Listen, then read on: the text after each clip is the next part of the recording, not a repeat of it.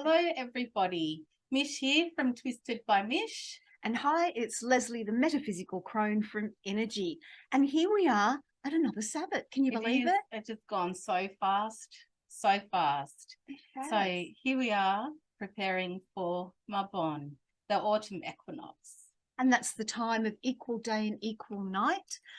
So it's really a big time for rebalancing, isn't it? And finding your balance. What do you think? Yeah, it really is. And I find, for me personally, there's a lot of, as well as finding that balance, there's a lot of time reflecting over the things that have worked over the past year and what to get rid of, as well as a physical declutter as well. Yes. And you've just done a physical declutter in readiness. Yep, I have a little bit, so much more to go. And I wanted to ask you, you were saying something, and I don't think I heard it properly when we were talking earlier today about this being the end of the wheel of the year. It's the end, yeah. So Mabon is the last Sabbath of the year, and with Samhain being the first. So a lot of people find that they're really sort of wrapping up the year to start again in Samhain. Yeah, in the Samhain period. Yeah, because it is in pagan terms, it is by some people who follow pagan outlooks the traditional New Year. Yes, as opposed to the 1st of January, which is the secular New Year by the calendar. So I guess what this brings up for me is, you know what?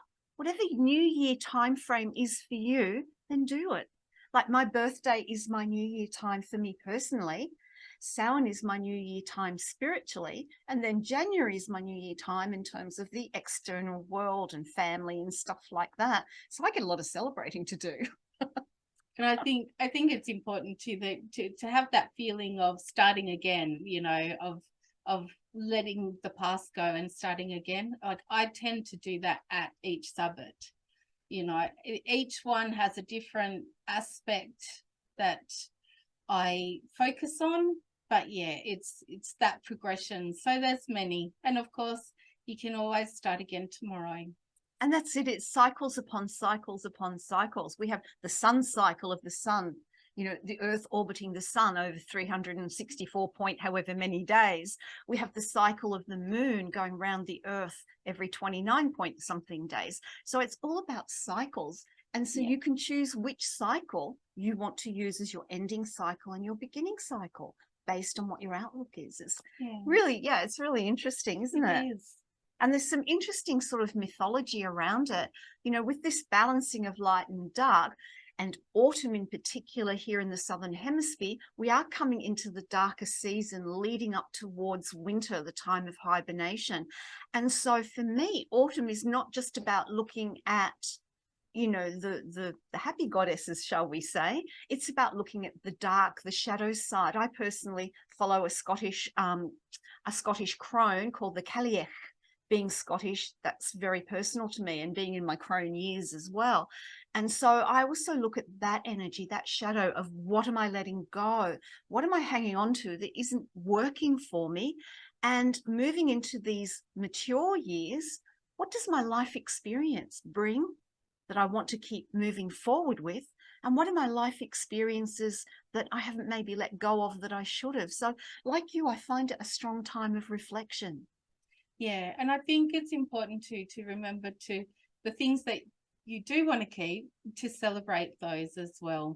Absolutely. It's not like, you know, throw the baby out with the bathwater kind of approach. There's always something, like if you think of it as a physical aspect where, you know, this is our second harvest and we're hanging on to we're, you know, preparing our foods and herbs and things, you know, preserving, drying, to bring into the winter. You know, there's that aspect of yourself as well, the things that are flourishing now that you want to continue to bring into the next season for yourself as well. Absolutely. And I mean, I know we live in a modern society where it's easy to duck down to the supermarket and get imported you know, fruit that isn't in season now. But I feel that the energy of the equinoxes, in fact, all the Sabbats, is about what is it that's natural to the season of the place where you live, not just what's available to you. Yeah. So one of the things that Mish and I are going to be doing separately, and then we'll put up our videos sharing it, is we're actually going to go out and look around our local area and do some foraging of some items that represent the autumn and the equinox and Mabon for us to put on our altars. And, you know, you don't need to go to a shop and buy fancy gear. You can find a beautiful colored leaf, a stone. But we always say that, you know, when you remove something from the earth, give something in exchange.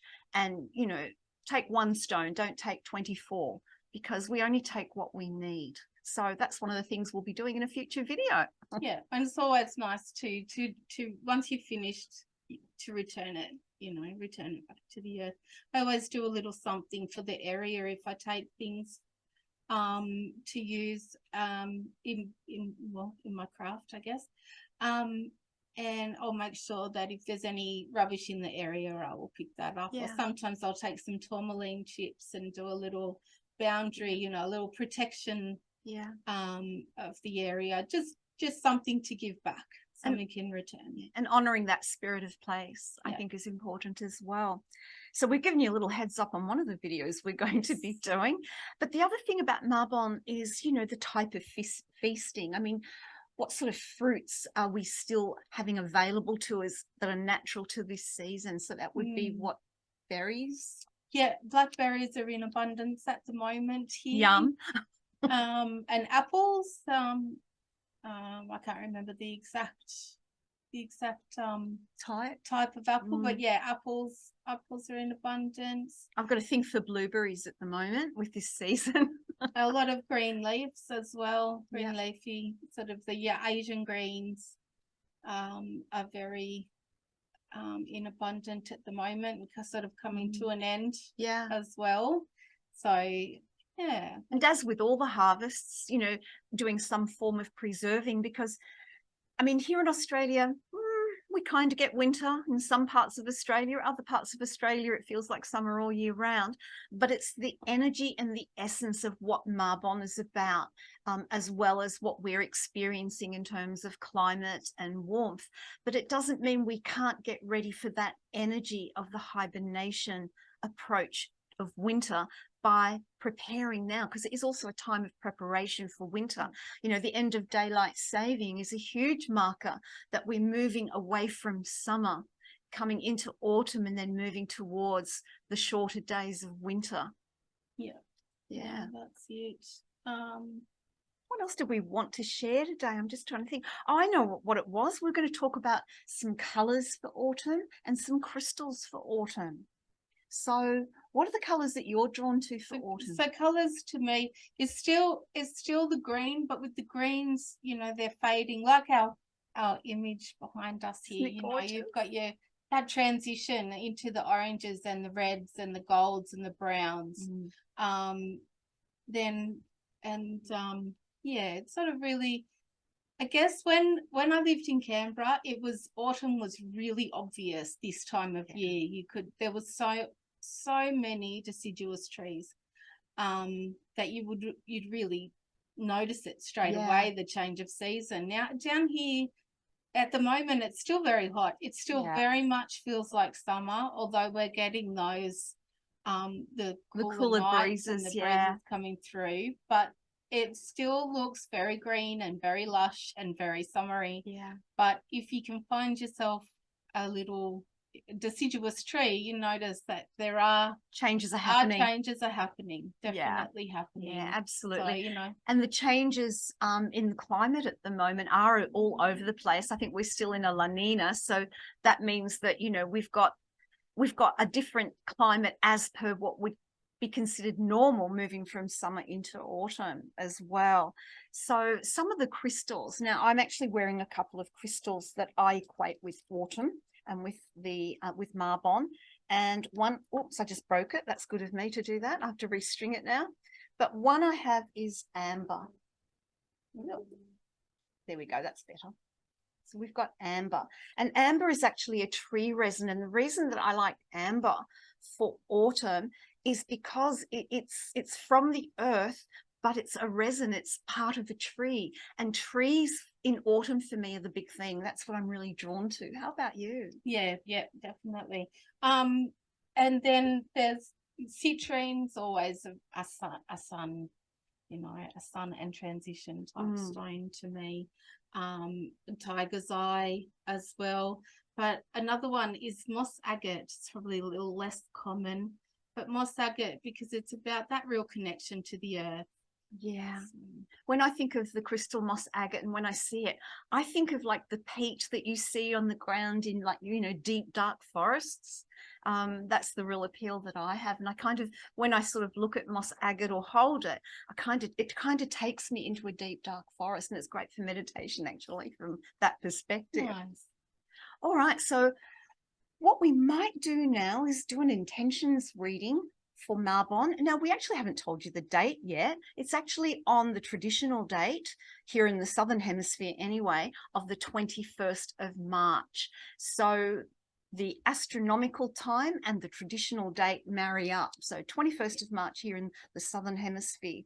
So why don't we turn the camera around and see what intentions we can set for Mabon, the autumn equinox. Sounds good. So, Mish, we've got the table all set up. What will our question be, do you think? I think today, being that Mabon is about reflection and preparing and letting go, I think it would be a good thing to say, where should we direct our focus regarding what changes we need to make? I like it. I like it, because then it can be what we can bring in and what we can release. Yeah, what we need to save as well as what needs to go. All right. But yeah, so where should we focus our energies for around what needs to change?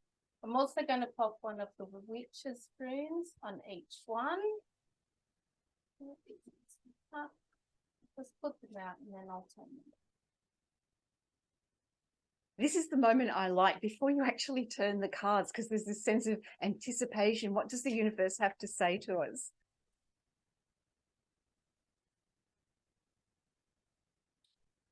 We've got the answers card with the harvest. So when we look at what we've been harvesting for ourselves, for our own selves, I feel like what it is that we need to change, those answers come in what we have already, what is already blatantly obvious, what we already know. And because the harvest, you know, being the second harvest, it's interesting that it's come out, the harvest rune. But for me personally, the harvest rune means the things that we do, the things that we learn, our lessons along the way, that give us the ultimate blessings. You know, it's the work that we do ourselves to get the ultimate rewards. So I think the energies, the place we need to send our focus on is what we already know. And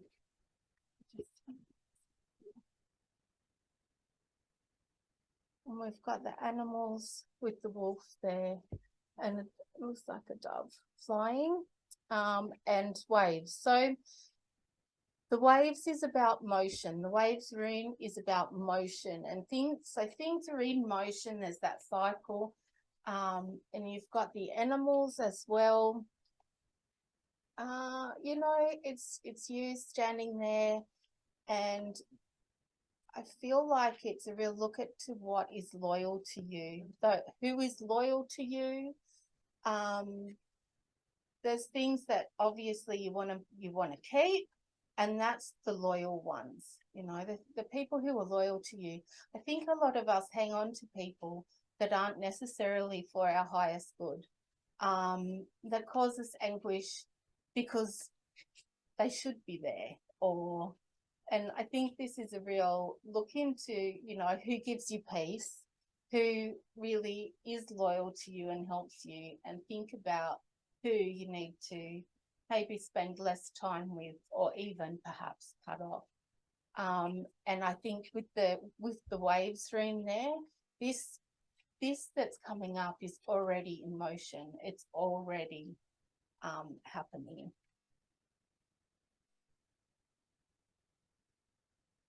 Career with the sun. So the sun is about new beginnings and making healthy choices for yourself. And I think with the career, and we've got the tree there, and there's a ladder against the tree, you know, like keep climbing, keep going. You can always reset and refresh and start again. So for me, all of these together, it's about really harnessing your focus on what you already know, where you already need to know to improve yourself, and to improve your space as well. Keeping those who are loyal to you close, maybe even confiding in them for what, you know, their opinions are. Confiding in them. If they're loyal to you, you trust them, you know, you trust their opinion. So maybe look to others, to the loyal ones, and let the ones that are not loyal go. And just keep that. I get a real feeling of circles and friends, and you know, your circles change. They do change. We're not always for everybody, and we're not always for everybody at that time. So sometimes people come into your life and it's for who you are at that time, and as you grow and change, and as they grow and change, then so does your friendship and your connections to each other. So look into those circles, and then looking towards career. I think there's a fresh start. Look at things from a fresh point of view, doing what is good for you, what feels good. Making those choices will help you climb that ladder and feel that warmth of the sun, I want to say. Yeah, that's lovely, and really appropriate for the energy of Mabon and autumn, you know, that releasing.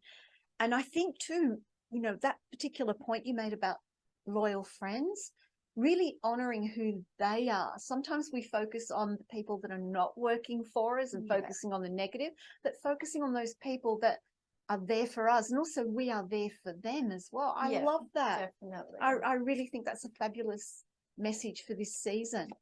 Okay, let's see what I've got shuffling away here. The deck I'm using today is the Tarot Grand Luxe by Ciro Marchetti. I love his artwork. So let's see what we have in regard to focus and changes for the Mabon season, autumn equinox. So the first card I have is Three of Cups reversed. So this is saying to me that whilst Mabon and all the Sabbats are a celebration of sorts, this one is a little bit more somber in the sense of that we are looking at the shadow side, not just looking at the sun side or the light side. So this is saying to me that, you know, putting your focus equally on both is really important. Now, cups represent our emotions, our relationships, also our intuition and psychic connections. And this is saying to me that for Mabon, it's really about getting more earthy and more grounded when it comes to your psychic abilities, when it comes to using your intuition. It's more about connecting with Mother Earth rather than when this card is upright, that we're kind of up in the sky, up in the ether. So I feel that a grounded approach in terms of creating a focus is going to be really important for you. So I'm just going to turn over this card, and I've got the Eight of Swords. And so the focus is going inward. You can see that she has a blindfold on, and swords represent our thoughts, our plans, our communication. And so I'm feeling like, what is it that you need to communicate within yourself without looking at what's going on outside of you, going deeper within you, going to the heart, She's actually bound here, but look, the light that she's holding in her hands there. So this is going deep within into your own light and shadow, focusing on that, focusing on what you need. And it's interesting that it's come out under Mish's card for animals, where she spoke about loyalty and getting opinions from friends. And I see that it is about getting those opinions, but then taking them into yourself and really feeling them and analyzing them to see how it fits specifically for you. The third card we have is the Knight of Swords. Now, knights are all about movement, the quest, the purpose. So when we look at the focus for Mabon and the intention and the changes that we want to make, it's about actually making some plans around what it is you are going to release and what is going to stay with you moving forward. And this is done in an action way. That's the main thing I wanted to say about that.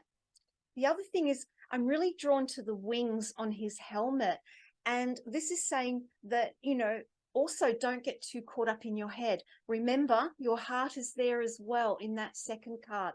Let your heart shine through so that the heart and mind come into balance when you decide what your focus is, what you want to release, what you want to keep, and what you want to bring in moving forward. Let's add some tea coins. So the tea coins over the Three of Cups is the hourglass. And this is saying to me that this is time to look deeper within yourself.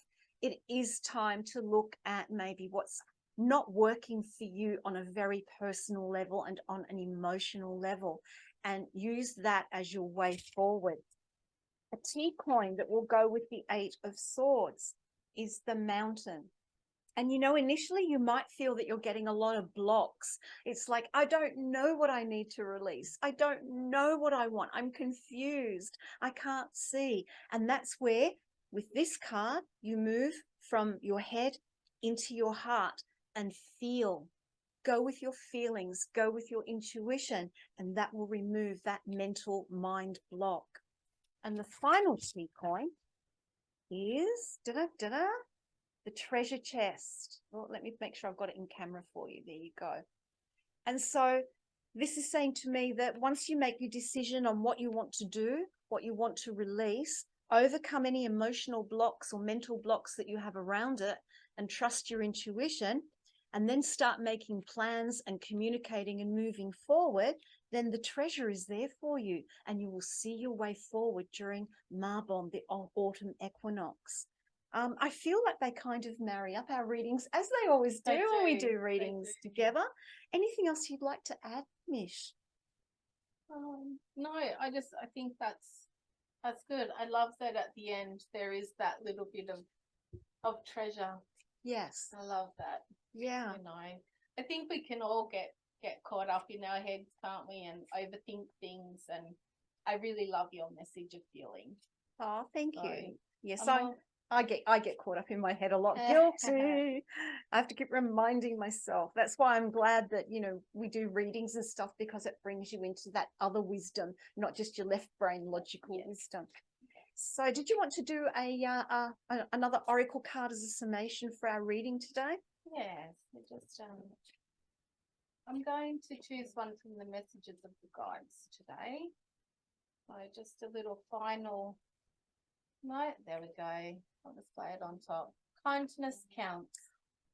How perfect. Be kind to yourself as you're working out what you need to change within yourself. Okay, don't be too harsh on yourself. We are all our worst critics. Oh yeah. You know, we are always hard on ourselves. So remember that kindness counts. And also, if we are releasing, because you mentioned about letting go of people who, you know, are not for the highest good, and usually that means you're not for their highest good either. But you can release those people with kindness as well. It doesn't have to be a harsh cutting off or an angry cutting off. It can be done with compassion and kindness. So I love that as the end card. So the card deck I'm using is the Wild Woman Oracle deck. I've only had this a short time and I'm loving it. And the colors are very autumny. And I'm going to bring this up because it's a little bit hard to see. So we've got The goddess is Vasilisa the wise, and it's all about intuition. Now, what I like about this card is we're talking about, you know, the shadow side, the letting go. And here she is out in the forest. And even though she's not wearing the antlers, the branch from the tree behind looks like she's wearing her antlers. And that to me represents her inner wisdom and connection to the earth. But she's also holding a staff that has a skull. And this is about me. This is about, for me, looking at the ancestors as well, that the shadow side is kind of looking at losses as well as gains. And so I feel that for this Mabon period, it's about using your intuition, treating yourself with kindness, not getting too caught up in your head or the needs of others. And please understand that doesn't mean you're being selfish. This is a time for going inward, going into the self, and that's perfectly fine to do. I think that's been a great sum up to the reading today. I love those cards, Lesley. They're gorgeous, aren't they? And I usually, you know me, I usually go like for the bright colors, but there was just something about these that really drew me. And we've got the lone wolf in there as well. So solitude, some solitude. Well, I hope you've enjoyed our Mabon reading and some information about Mabon. We wish you many Mabon blessings, that you have many fruits to preserve, many blessings coming your way. And Mish, what would you like to say to finish up? Bountiful blessings, everybody. And stay true to yourselves. And watch out for some more videos coming up soon. Yes, there will be more. Thank you.